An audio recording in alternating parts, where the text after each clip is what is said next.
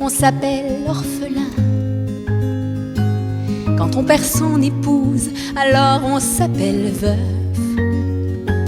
Quand on perd sa jeunesse, bien entendu, c'est vieux que l'on devient. Mais quand on perd son gamin, il n'y a pas de mots, il n'y a pas de nom pour décrire le père. Celui qui porte son garçon au cimetière. Jamais un seul poète, un seul pasteur, jamais un seul auteur n'a eu assez de lettres pour tant de douleurs. Quand on perd la raison, bien sûr on s'appelle fou. Et puis on s'appelle pauvre à perdre trop de sous.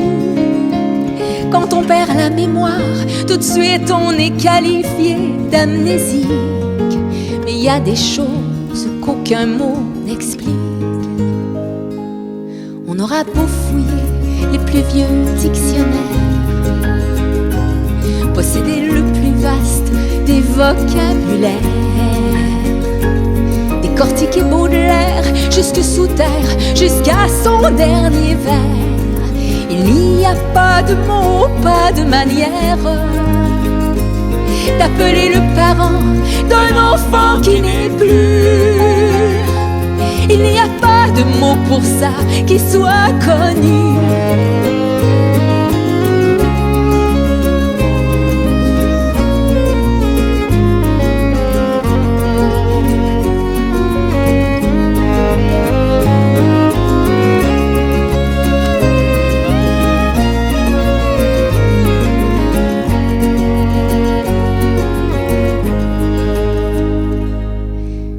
Ses parents, on s'appelle orphelin. Quand on perd son mari, alors on s'appelle veuve. Quand on perd son petit, c'est évident, il n'y a pas de mots. Pourtant il y en a des mots qui nous émeuvent. Mais là il n'y en a aucun, il n'y a vraiment rien à dire. On ne sait même plus trop si on a le droit de vivre. Mais bon, on vit quand même, on vit tout simplement pour ne pas crever. On rit pour ne pas pleurer, des flots sans rive. Oui, on vit parce que lui, il ne pourra plus le faire. On vit parce qu'on se dit que sans doute, il en serait fier. Quand on sauve un enfant, on s'appelle héros. Mais quand on en perd un, y a pas de mots.